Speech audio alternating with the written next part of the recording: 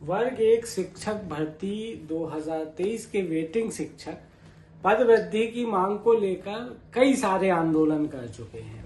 तकरीबन 10 से 12 आंदोलन तो ऐसे हैं जिन्हें मैंने बहुत करीब से देखा और जाना है। अभी हाल ही में उज्जैन में भी एक आंदोलन हुआ था और उस आंदोलन के बाद जिस प्रकार की चीजें निकल के सामने आई, लगातार कुछ वेटिंग शिक्षक मुझसे ये बार बार कहते रहे कि आप दूसरे प्रोटेस्ट को भी आप कवर करते हैं, तो आखिर ऐसा क्या है कि बार बार करने के बाद भी वेटिंग शिक्षकों के प्रोटेस्ट यानी आंदोलन वाले मामले में कोई रिजल्ट पॉजिटिव नहीं आ पा रहा। पहले तो मैंने दिल से बताऊं ये सोचा कि इन सब चीजों में मुझे पढ़ने की जरूरत नहीं है, लेकिन लगातार कुछ वेटिंग शिक्षक ये बार बार कहते रहे मैसेज के जरिए, कॉल के जरिए कि आप एक बार थोड़ा सा गाइड कीजिए कि आखिर ये क्या रहा है, कमी कहाँ रह जा रही है। तो इसे लेकर मैं पूरी सिलसिलेवार बात रखूंगा। उसमें हम ये भी सवाल उठेगा कि भाई आखिर कमी कहाँ रह गई, और जब कमी रह गई तो उसके आगे क्या ऐसा किया जा सकता है या क्या होना चाहिए जिससे चीजें सही दिशा में ड्राइव हो सके। थोड़ा वीडियो लंबा बन सकता है, यदि समय है तो ही इसे देखिए, नहीं तो जब समय मिले तब देखिएगा। ठीक लगे चीजें, ऐसा लगे कि कुछ सही बात हो रही है तो अपने वेटिंग शिक्षकों को ज्यादा से ज्यादा शेयर कीजिए। और अब तक यदि आपने हमें हमारे सोशल मीडिया हैंडल ट्विटर पर फॉलो नहीं किया, फेसबुक पे लाइक नहीं किया, यूट्यूब चैनल सब्सक्राइब नहीं किया है तो वो जरूर कर लीजिए। अब हम आगे बढ़ते हैं कि आखिर ये चल क्या रहा है। देखिए, कुछ कड़वी बातें यहां हो सकती है, लेकिन ये जो बातों में कड़वाहट रहेगी वो शायद इसलिए कि हम भी दिल से ये चाहते हैं कि कुछ सकारात्मक हो और कम से कम 20,000 नहीं तो जितने हो सकते हैं पद वृद्धि हो जाए और आप लोगों को जो योग्य हैं, जो उसके अधिकार की, उसको नौकरी मिल जाए। आगे अब हम बात करते हैं, शुरुआत यहां से करते हैं। सबसे पहले तो आज एक प्रशांत किशोर का मामला बड़ा चल रहा था, बीपीएससी को लेकर। वो बिहार में प्रोटेस्ट जो कर रहे थे युवा, उनके साथ वहां 3-4 दिनों से बैठे हुए थे। तो 5 जनवरी की रात तो नहीं कहेंगे, 6 जनवरी की अलसुबह लगभग 3-4 बजे उन्हें गिरफ्तार कर लिया गया। गिरफ्तार के बाद उन्हें जमानत के लिए जो उनकी सुनवाई हुई, उसके बाद उन्होंने मीडिया से अपनी बात करी और उसमें 2 बातें बड़ी अच्छी लगी। ये मैं क्यों प्रशांत किशोर का उदाहरण दे रहा हूं, मैं कोई बहुत ज्यादा उनका कोई फॉलोअर नहीं हूं। वो बिहार की राजनीति करते और बिहार से अपना कोई बहुत ज्यादा वास्ता रहा नहीं, लेकिन यहाँ जिक्र इसलिए करना जरूरी है कि आगे ये चीजें कनेक्ट आपसे ही होंगी। तो जब उनसे एक सवाल ये पूछा गया कि भाई पुलिस ने जो है, किसी अधिकारी ने आपको थप्पड़ मारा, ऐसा चल रहा है, तो प्रशांत किशोर ने ये कहा कि नहीं, ये सब अफवाहें हैं और ये अफवाहें कुछ इस तरीके से हो रही है कि ताकि कुछ चीजें सोशल मीडिया पे ट्रेंड में आ सके या जो भी वजह रही हो, लेकिन ये अफवाहें। उन्होंने बड़ी दिलेरी से कहा, उन्होंने खंडन किया। फिर उनसे ये पूछा गया कि ऐसा कुछ बताया जा रहा था कि शांति भंग होने वाली है, ये वो। तो उन्होंने बड़े सहज स्वभाव में ये कहा कि ऐसा कुछ तो नहीं था कि शांति भंग हो रही होगी, लेकिन प्रशासन की अपनी एक व्यवस्था है और हो सकता है उस व्यवस्था के अंतर्गत उनको ये लगा होगा कि शायद शांति भंग हो सकती है। जिस तरीके से उन्होंने कहा, इससे एक चीज बहुत स्पष्ट होती है, वो ये कि हमें हमेशा अपना संयम नहीं खोना चाहिए। उज्जैन वाले मामले में कुछ ग्रुप्स में मैं ऐड हूं, मैंने ये देखा कि ये बात बिल्कुल सही है कि लगातार आंदोलन हो रहे हैं लेकिन कोई पॉजिटिव रिजल्ट नहीं आ रहा। क्या कमी होगी हम आगे बात करेंगे ही उस पर, लेकिन जो निराशा का भाव है, उस निराशा के भाव में कई बार ऐसा लग रहा है कि कुछ कैंडिडेट अपना संयम, अपना आपा भी खो रहे हैं। महाकाल, बाबा महाकाल, जिनसे पूरी पृथ्वी चल रही है, आप और हमारी जिंदगी चल रही है, यदि आप और हम सनातन धर्म को मानते हैं तो बाबा महाकाल की शक्तियों के बारे में फिर यहाँ ज्यादा चर्चा करने की जरूरत नहीं है, बच्चा बच्चा जानता है। उनको लेके कुछ कमेंट्स ऐसे आए सामने, तो जब कोई आप एक आंदोलन करते, लगातार करते, तो ये एक ह्यूमन नेचर है, निराशा का भाव आना कोई नई चीज नहीं है, स्वाभाविक है ये। लेकिन वो भाव इस तरीके से सामने आए, ये मुझे थोड़ा ठीक नहीं लगता। ये अमूमन कोई जरूरी नहीं महाकाल, कोई बाबा महाकाल की बात हो रही है, इससे पहले आंदोलन में भी कुछ ऐसे कमेंट्स हमें दिखे कि अभी जो उज्जैन में हुआ उसमें एक कमेंट ऐसा कुछ आया सामने कि भाई मेरे तो रोने की इच्छा हो रही थी और सारी चीजें हुई, निराशा इस हद तक है। मेरा ये मानना है, एक छोटा सा एग्जांपल दूंगा, क्योंकि अब वो बंदा बहुत प्रतिष्ठित पोस्ट पे है, नाम नहीं लेंगे, पोस्ट का नाम नहीं लेंगे, लेकिन मैं बतौर पत्रकार ये भर्तियों के विवादों से बहुत लंबे समय से जुड़ा हुआ हूं। चूंकि मैं इन सब चीजों को कवरेज करता हूं तो प्रोटेस्ट को भी करता हूं, वो पटवारी भर्ती को लेके हुए हो, MPPSC हो, शिक्षक भर्ती में तमाम वर्ग 1, 2, 3 हो, इसके अलावा भी जो ANM वाले हों, नर्सिंग के रिजल्ट नहीं आ रहे उनको लेकर जो तमाम प्रोटेस्ट को लेकर मैं कवर करता रहा। एक ऐसी ही भर्ती में लगातार जब कुछ नहीं हुआ तो एक युवा थे, उन्होंने बड़ा कहा कि यार राहुल सर आप बताइए अब हम क्या करें, हम तो बहुत परेशान हो गए, और इस कदर तक परेशान हो गए कि मन में अब अजीब अजीब ख्याल आने लगे। मोटिवेट किया, मैंने कहा देखो ये ईश्वर ने सबके लिए कुछ ना कुछ सोच रखा है। यदि ऐसा लगता है कि 100% प्रयास के बाद भी कुछ नहीं हो रहा तो इसका मतलब ईश्वर इससे बेटर कुछ करने वाला होगा आपके लिए, और हुआ भी यही। MPPSC में बंदा सेलेक्ट हुआ, पहले जिस पोस्ट के लिए फाइट कर रहा था, जिसके लिए नकारात्मक भाव आए, MPPSC में जो उसे पोस्ट मिली, दोनों की तुलना नहीं कर सकते। अब तो वो बहुत एक अच्छी और प्रतिष्ठित पोस्ट पर है, अभी भी मेरे मित्र है, बात हम करते रहते हैं फोन पे। अब आप कहने को ये कह सकते हैं कि ये सबके साथ नहीं होगा, निश्चित तौर पर वेटिंग शिक्षकों में से कई ऐसे भी होंगे जो आगे चल के शायद और बेहतर कुछ कर पाए, मानता हूं मैं सिर्फ जस्ट एक एग्जांपल दे रहा हूं कि यदि कहीं कुछ नहीं हो रहा, इसका मतलब इस प्रकार के निराशा के भाव और भंवर में हमें नहीं फंसना है कि हम महाकाल के उस पर भी कोई कमेंट इस टाइप से करने लगे। ये मुझे भी थोड़ा अजीब लगा। फिर सवाल उठता है कि भाई निराशा तो होगी, हम ह्यूमन है, लगातार हम प्रयास करने सफल नहीं होंगे तो निराशा तो, उसको अपनी ताकत बनाइए।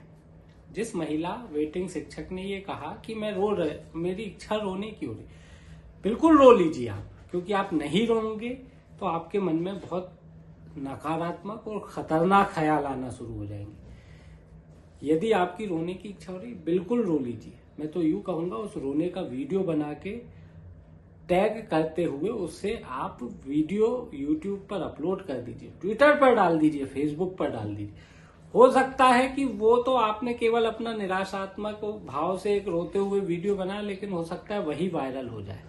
वीडियो वायरल होने से पद वृद्धि नहीं होगी, लेकिन आपका जो मैटर है, आपका जो मुद्दा है, उसको सर्कुलेट होने में मदद मिलेगी।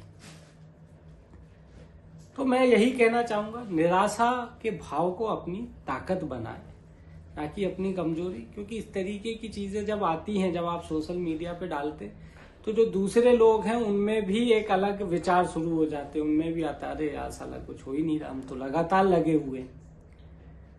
अब आप ये तो हमने आपको ये बता दिया कि भाई निराशा का यदि भाव आ रहा है तो कैसे उसे हमें पॉजिटिव तरीके से अपनी ताकत बना के ड्राइव करना चाहिए, ताकि आगने वाले समय में उसका कुछ ना कुछ हमें लाभ मिले। अब आ जाते हैं दूसरी चीजों पे। एक मुझे जो कमी महसूस हुई वो लगी कि कहीं ना कहीं एक एकता और एक विचारधारा के साथ चलने की थोड़ी कमी मैं देख रहा हूं। मुझे ध्यान है पहले एक आंदोलन हुआ था जिसमें आप लोगों की संख्या बहुत अच्छी थी, 1000-2000 के आसपास। ये तो आपने मंथन करना चाहिए कि उसके बाद आखिर ऐसा क्या हुआ जिसके कारण अब वो संख्या हो ही नहीं रही है। वो कौन लोग हैं जो हमसे अलग हो गए, और वो कौन लोग हैं जो हमसे अलग हो गए, इससे बड़ा सवाल ये है कि क्यों अलग हो गए। एनालिसिस कीजिए, जो लोग अलग हो गए हैं उनको ट्रेस कीजिए, उनसे बात कीजिए। बात में जो निकल के आए, मुझे नहीं मालूम क्या क्या निकलेगा, लेकिन जो भी निकल के आए उसका समाधान कीजिए, सबको एकजुट कीजिए। एकजुटता की बात मैं इसलिए भी कर रहा हूं कि देखिए मैं बहुत सारे वेटिंग शिक्षकों से जुड़ा हुआ, बहुत जिम्मेदारी से ये कह रहा हूं कि उज्जैन आंदोलन के लिए चीजें ड्राइव भी हो रही थी, उसी के साथ, उसी के समानांतर, उसी के पैरेलल भोपाल में नए आंदोलन की बात छिड़ गई। क्या जरूरत है भाई, अभी उज्जैन का आंदोलन हो जाए, सपोर्ट करिए। उज्जैन का आंदोलन हुआ नहीं, उसके साथ भोपाल में एक आंदोलन की तैयारी। देखिए, मैं भी ये मानता हूं कि उज्जैन में आंदोलन हुआ तो वो विचारधारा अलग अलग हो सकती है। मुख्यमंत्री जब कोई बनता है तो वो प्रदेश का मुखिया होता है और वो भोपाल में रहता है। अब आप उसको ऐसा समझिए कि मेरा नेटिव प्लेस होशंगाबाद जिले में बाबई में है, माखनलाल चतुर्वेदी की जन्मभूमि है। मुझे बाबई छोड़े 10-15 साल हो गए।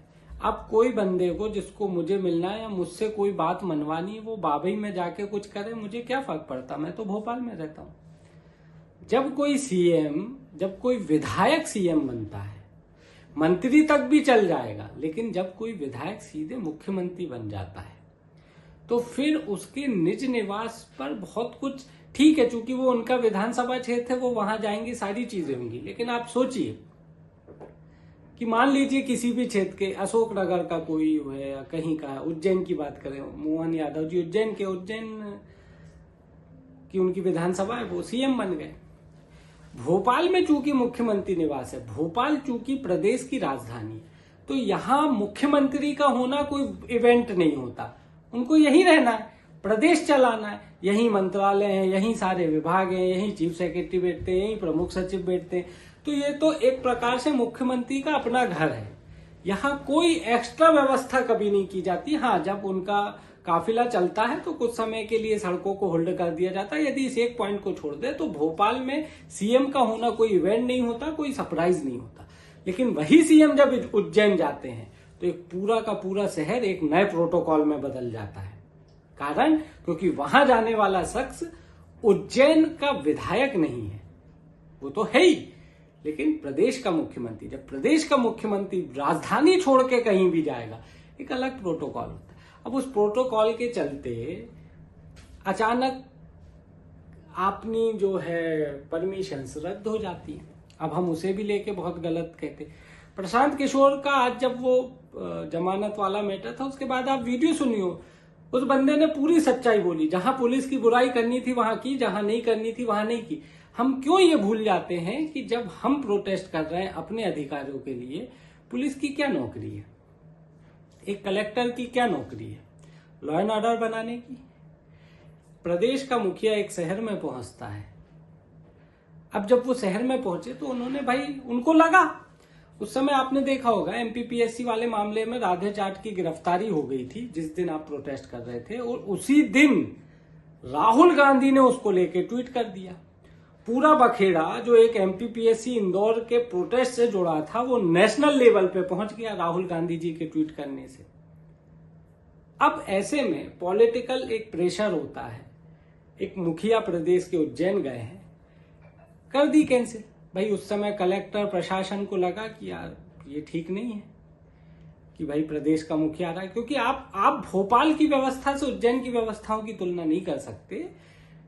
मुख्यमंत्री एक अलग शहर में जा रहे हैं, उज्जैन राजधानी नहीं है। लॉ एंड ऑर्डर का उनको व्यवस्था करनी थी, उनको लगा नहीं देना, नहीं दिया। वो आपको लगा कि जितना आपको निकालना था आपने भी निकाला। आप भी सही है, प्रशासन भी सही है, लेकिन बार बार उसको इस तरीके से ले जाने से एक नकारात्मक भाव बनता है।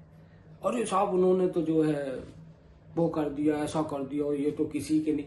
एक कलेक्टर से, एक पुलिस अधिकारी से आप क्या अपेक्षा रखते हैं कि एक भीड़ को अलाउ कर दिया जाए उस समय जब एक शहर में प्रदेश का मुखिया हो? कैसे कर दे वो?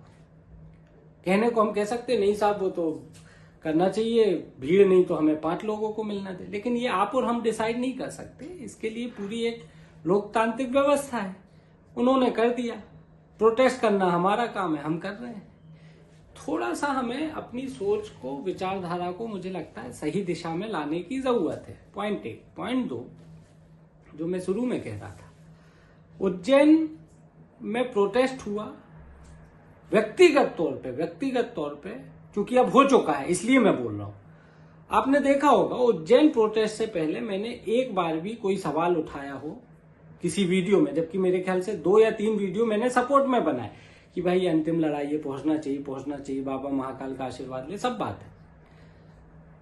लेकिन आज मैं व्यक्तिगत तौर पे कह रहा हूं कि शायद उस समय थोड़ा मुझे भी अजीब लगा कि एक राजधानी भोपाल छोड़कर उज्जैन। लेकिन यदि आप हकीकत में पदवृद्धि का फेवर करें, यदि आप हकीकत में वेटिंग शिक्षक के सपोर्टर हैं, तो उस समय आपका नैतिक दायित्व तो किसी का भी ये बनता है कि यार यदि उज्जैन में हो रहा है तो या तो हमें कोई दिक्कत है तो हम उस समय जो उज्जैन में कर रहे हैं उनसे बात कर लें और एक विचारधारा में जाए। लेकिन यदि किसी कारण से नहीं आ पा रहे तो कम से कम जो कर रहे हैं उनको सपोर्ट करें। वो सपोर्ट सिर्फ मुंह दिखाई का सपोर्ट ना हो, सपोर्ट दिल से हो, क्योंकि वो अलग दिख जाता है।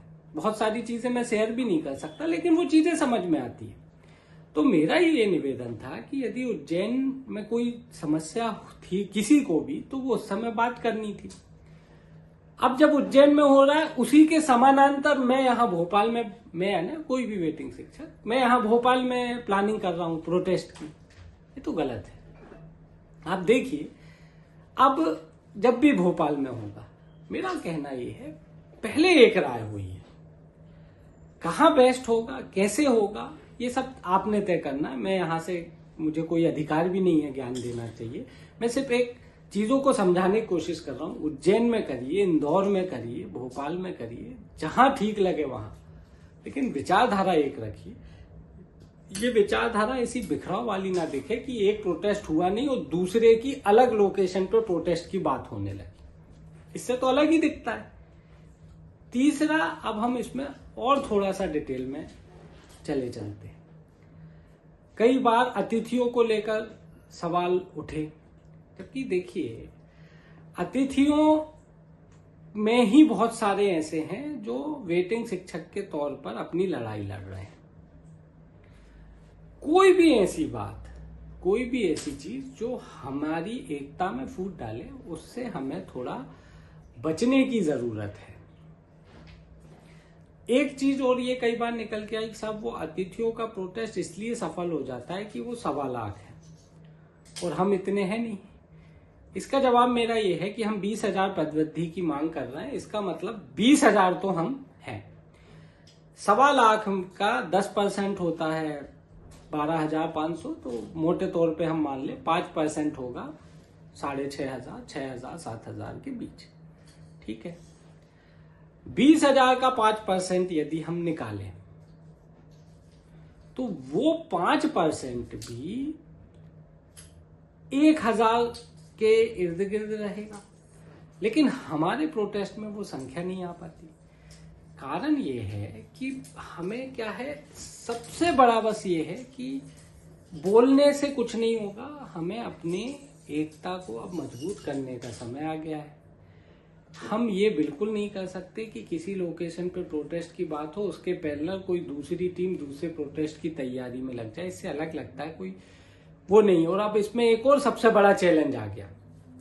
आप देखिए, बहुत छोटे छोटे समय अंतराल में दनादन दन दन दन दन गोलियों की जगह से दर दर दर दर करके हम आंदोलन कर रहे हैं। उससे क्या हो रहा है कि जो रेगुलर आ रहे हैं उनके मन में अरे साला कुछ होते ही नहीं है, अब भी गए थे, 20 दिन बाद फिर चले गए, 10 दिन बाद फिर चले गए, 15 दिन बाद फिर मैसेज आ गया, 18वें दिन फिर मैसेज आ गया। उससे क्या हो रहा है कि जो लगातार नियमित रूप से जो आंदोलन में जा रहे हैं उनके बीच में भी निराशा हुआ। उनने कहा अरे यार, अपन लगातार 5 में गए थे, अब इस 1 में नहीं जाएंगे, क्या फर्क पड़ जाएगा। ये जो बहुत क्षणिक you you you you you जो प्रोटेस्ट हुए, उससे एक मैसेज ये भी सर्कुलेट हो गया कि यार ये तो सब बस ऐसे ही हो रहा है, इससे होना जाना कुछ है नहीं। संख्या बल कम होने से जो चीजें, जो वादे, जो दावे, जो प्रचार किया जा रहा है, वैसा कुछ नहीं होने से भी एक समस्या खड़ी हो जाती है। अब मैं यहां नाम नहीं लूंगा, लेकिन आप लोग सब समझ जाएंगे, आप समझदार हैं, आप सब जानते हैं। एक प्रोटेस्ट हुआ, उसमें एक बहुत जिम्मेदार संवैधानिक पद पे बैठे हुए एक व्यक्ति ने हमारे समर्थन में ट्वीट किया। ट्वीट इसलिए किया कि दावा ये था कि एक अच्छी संख्या और ये हम करेंगे। वैसा कुछ हुआ नहीं। अब उसका अर्थ ये निकला कि जब वैसा कुछ नहीं हुआ तो सामने वाला भी सब देख ही रहा है, वो भी एक जिम्मेदार व्यक्ति है, सब समझ रहा है। अब अगले आंदोलन में उसने कुछ सपोर्ट ही नहीं किया। ये जो चीजें हैं, ये जो बिखराव है, मैं फिर कह रहा हूं, कई बार वीडियो में कहा है, मतभेद रखिए, मनभेद मत रखिए। मान लीजिए एक उदाहरण के तौर पे कि मैंने कोई प्रोटेस्ट की योजना आपको दी, उस पर बात भी हुई, लेकिन यदि उस प्रोटेस्ट पर आपने फॉलो नहीं किया, अमल नहीं किया, तो ये कोई बात नहीं होती कि मैं आपके समर्थन में वीडियो बनाना छोड़ दूं, मैं आपके हक के अधिकार की बात करना छोड़ दूं। ये तो गलत होगा ना। यदि मेरी कोई मैं ये जस्ट एक एग्जांपल दे रहा हूं कि यदि मैंने कुछ आपको समझाया या बताया या अपने अनुभव से शेयर किया और वैसा कुछ नहीं हुआ, तो इसका ये कतई अर्थ नहीं होगा कि मैं तो एक प्रकार से अरे साहब वो तो इनको अपनी मन की करने दो, इनको अपने रास्ते चलने दो, अपन नहीं। असली हितैषी वही है कि यदि भाई आपके किसी भी विचारधारा से मिसमैच हो सकता है, कोई उसमें बुराई नहीं है, ये केवल एक ह्यूमन में ये चीजें हैं कि मिसमैच कहीं भी हो सकता है, लेकिन हम उसको ऐसा भाई ठीक है, हम आपकी विचारधाराओं से सहमत नहीं, लेकिन हम साथ खड़े हैं और तन मन धन और पूरी ईमानदारी से खड़े, लॉ एंड ऑर्डर का पालन करते हुए खड़े। यहां मैं एक बात और बोलूंगा कि देखिए, आप एक शिक्षक वर्ग से जुड़े हैं, जुड़ने वाले, हम कभी भी ये नहीं चाहेंगे कि लॉ एंड ऑर्डर हमारी वजह से खराब हो, इसलिए हमें उस तरीके से चीजों को ड्राइव करना चाहिए। करा भी है अब तक, नो डाउट, लेकिन इस बार जो हुआ कि वो परमिशन मिली नहीं मिली, उसके बाद जिस प्रकार कमेंट है, मुझे लगा कि इस पर चर्चा करनी चाहिए कि भाई लॉ एंड ऑर्डर का पालन करते हुए, देखिए प्रशासन भी जो है एक व्यवस्था है, सबकी अपनी व्यवस्था, यहाँ सब अपनी ड्यूटी कर रहे हैं। यार आप तो ये सोचो कि आपके साथ क्या हुआ, अतिथियों पे तो लाठियां पड़ गई और अगले दिन पुलिस अधिकारियों से ये कमेंट आ गए थे कि साहब वो तो खुद ही रगड़ा गए कहीं भी, जबकि खालें छुल गई थी। फोटो आपके पास भी होगी, देख लेना। क्या मतलब उनके उसमें देखें तो कुछ भी नहीं था यार। उस दिन सीएम वहां थे, उज्जैन में थे शायद, जहां तक मुझे लगा। उससे बढ़ के एमपीपीएससी का बवाल मच गया था राधे जाटवाले और रंजीत किशानवंशी के मामले में राहुल गांधी का ट्वीट से। ऐसे में प्रशासन का अपना एक प्रशासन पे प्रेशर होता है, वो रिस्क नहीं ले सकते। ठीक है यार, आपके तो प्रोटेस्ट आप तो करते ही रहोगे, लेकिन कोई भी अधिकारी ये थोड़ी ना चाहेगा कि उसकी ऑन ड्यूटी होते हुए कोई बवाल कट जाए। भाई उसकी भी नौकरी, उसका भी परिवार, उसके बच्चे। लॉ एंड ऑर्डर का पालन करते हुए हमें चीजों को ड्राइव करना चाहिए। मुझे बस ये लगता है कुछ चीजें जो मैंने शेयर की है, इसे थोड़ा गंभीरता से ले, सकारात्मक रहें जीवन में, और सबसे पहले एकजुट हो, एक मत हो, एक चीज साथ में ड्राइव करें। पहले जब 1000-2000 भीड़ आती थी, अब जो नहीं आ रही उसके कारण तलाशें, जो नहीं आ रहा है उनसे बात करें। ये नहीं कि अरे तुम तो भाई मोबाइल पे ही लगे रहते हो और ये और वो। क्या है, देखिए सबकी अपनी समस्या है। कई ऐसे भी होंगे जब मैं मान लो मैं वेटिंग हूं, मैं कमेंट कर रहा हूँ, अरे भैया मोबाइल पे ज्ञान देने से कुछ नहीं होता, जब बुलाते हैं तब आते नहीं हो।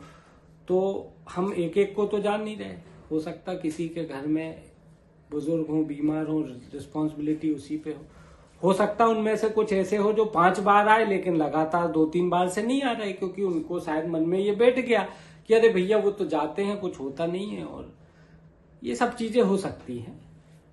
बात करें, चीजों को समझें, लॉ एंड ऑर्डर का पालन करते हुए, कानून का पालन करते हुए, शांतिपूर्ण तरीके से, क्योंकि हम गुंडे बदमाश नहीं है।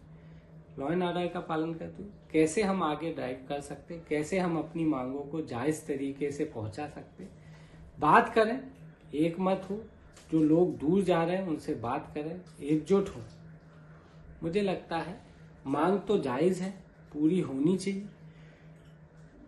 अभी तक के जो अपडेट्स शुरू में भी हमने बताए थे, ये बिल्कुल बात फैक्ट है, हम खुद भी नहीं समझ पा रहे हैं। और चूंकि कई बार ये आता है सर आपको तो सीधे मुख्यमंत्री से बात करना इतना आसान नहीं होता है ना, बहुत सारे प्रोटोकॉल होते। फिर आ जाते आप स्कूल शिक्षा मंत्री से डायरेक्ट। भैया स्कूल शिक्षा मंत्री शिक्षक भर्ती से जुड़े किसी भी मामले में कोई उत्तर किसी को नहीं दे रहा है। ऐसा नहीं कि हमें नहीं दे रहा है, कोई वीडियो ही नहीं आ रहा है सामने, वो बोलते ही नहीं है, ना अतिथि शिक्षक के मामले में ना वेटिंग शिक्षक के। ठीक है, उनके ऊपर कोई प्रेशर होगा, विवादों से बचना चाह रहे होंगे किसी भी प्रकार से, ठीक है, हम उस पर नहीं जा रहे। कहने का मतलब ये जायज मांगे हैं, फाइनेंस डिपार्टमेंट, वित्त विभाग, उससे पदवृद्धि की बहुत पहले ही एक प्रकार से क्लीन चिट मिल गई थी। शायद 20,000 तो नहीं थी, मैं झूठ नहीं बोलूंगा, 20,000 तो नहीं थी, लेकिन जितनी भी थी मिल गई थी। उसके बाद क्यों फाइल अटकी है तो अब हमारे लिए भी सरप्राइज है। विभाग वाले बोलते भैया वो तो अब जो भी है सब मंत्री जी और उनके लेवल से होगा, मंत्री जी बात नहीं करते, इसलिए कोई नया अपडेट हम भी नहीं दे पा रहे। लेकिन जो चीजें हैं एक बार गंभीरता से विचार कीजिए। यदि मेरी बातें आपको तनिक भी ठीक लग रही हैं तो इसे अपने ज्यादा से ज्यादा वेटिंग शिक्षकों को शेयर कीजिए, एकजुट रहिए। भारत के लोकतंत्र में हमें अपने अधिकारों की लड़ने की स्वतंत्रता दी है और इस देश के कानून व्यवस्था और लॉ एंड ऑर्डर पर हमें भी पूरा भरोसा है। सभी का पालन करते हुए अपनी जायज मांगों के लिए लड़ते रहिए, इसमें कहीं कोई बुराई नहीं है। और मैं तो स्पष्ट कहूंगा, मेरे उसको लेके कोई मतभेद भी हो तो बिल्कुल खुलकर कमेंट कीजिए। आप कितनी नकारात्मक कमेंट कर देंगे तब भी मैं वेटिंग शिक्षकों के साथ खड़ा था, खड़ा हूं, खड़ा रहूंगा जब तक पदवृद्धि को लेकर कोई स्थिति स्पष्ट नहीं हो जाती। फटाफट वीडियो को शेयर कीजिए, पसंद आए तो लाइक कीजिए, कमेंट करना ना भूलिए और यूट्यूब पर यदि अब तक आपने हमें सब्सक्राइब नहीं किया तो सब्सक्राइब जरूर कर लीजिए। धन्यवाद।